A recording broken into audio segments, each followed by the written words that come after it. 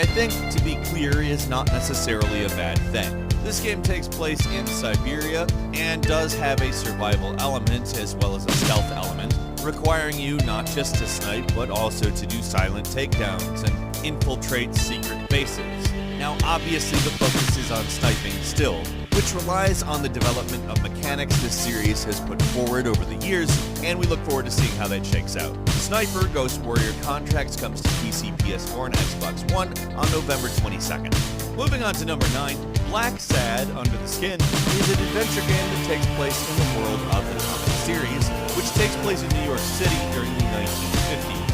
In a lot of ways, the game looks somewhere between Telltale Games and LA Noire, and it particularly leans into the noir aspect of it, as does the comic. Although I can't say that I'm particularly familiar with the comic, I'm vaguely aware of it. I can say that the visual style seems to have been lifted right out of it, which is very cool, but it's got a very distinctive style to it. The game's story revolves around a boxing club owner who has died suspiciously, with this club owner's daughter approaching the title character, John Blacksad, and of course the investigation of said death. Honestly, I think it's going to be an interesting game.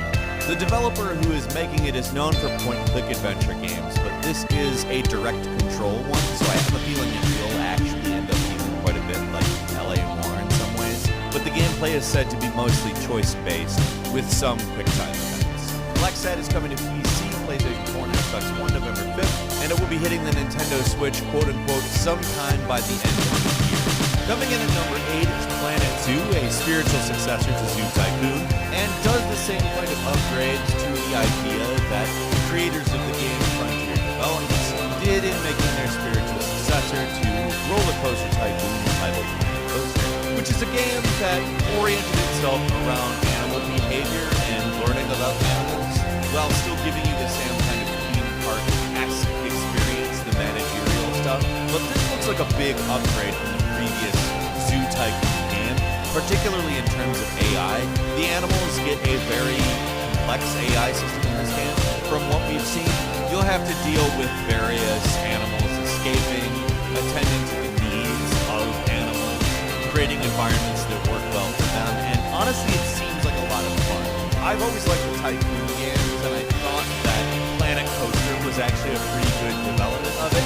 It maybe wasn't miles ahead of the best Roller Coaster Tycoon game, but it was definitely an evolution, and I'm really looking forward to playing Planet Zoo when it comes out on PC on November 5th.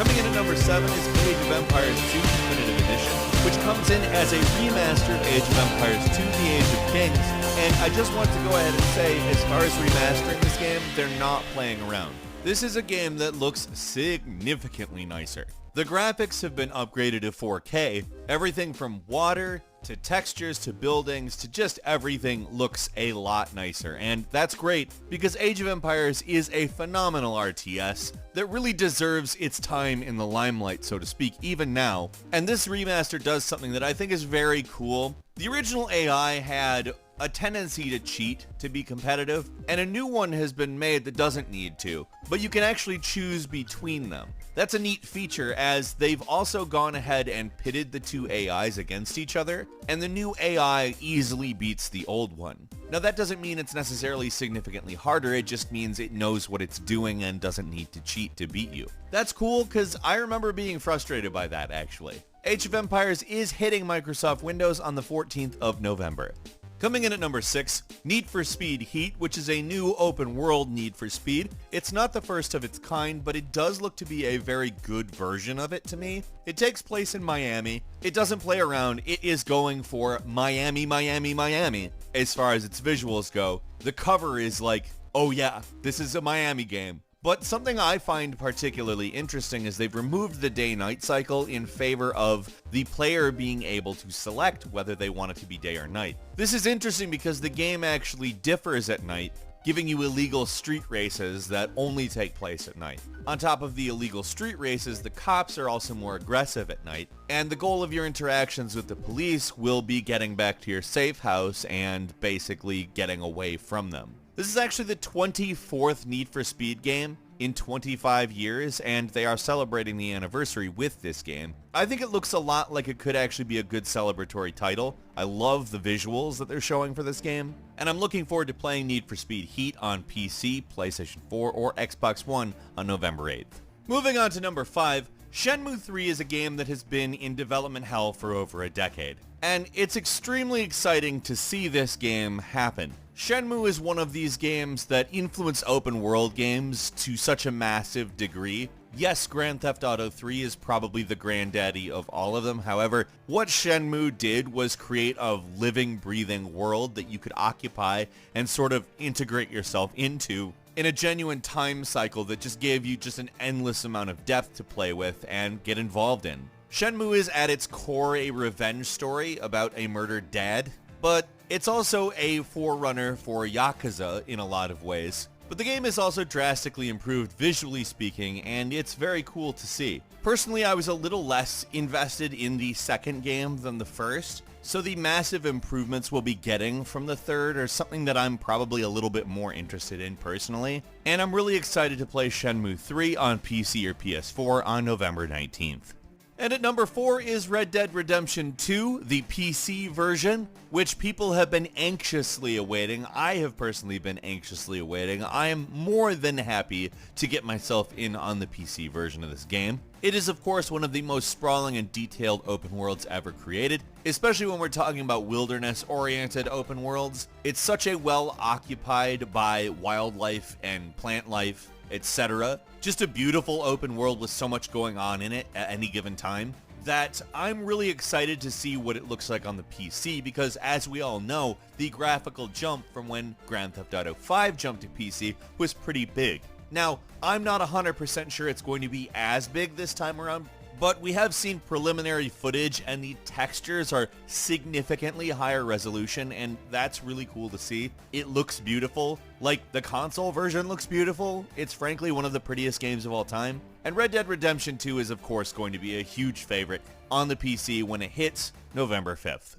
Coming in at number 3 is Pokemon Sword and Pokemon Shield, the latest Pokemon games, of course. These are the more traditional, full-blown Pokemon games, not so much the Let's Go versions of the game, and they're looking to be pretty sweet. There are a few new features, including the cooperative raid encounters that we first saw in Pokemon Go, temporarily giant Pokemon, the ability to transfer your Pokemon to other games that use the Pokemon Home service, such as Pokemon Go, Pokemon Let's Go Pikachu, etc., etc., and a new mechanic I'm particularly interested in called Poke Jobs. They're apparently just fun little diversions that can result in experience or rare items, and I think that sounds good. And as somebody who's enjoyed these games a lot over the years, Pokemon Sword and Shield to me looks like it's going to be a great upgrade to the series. It's hitting Switch November 15th.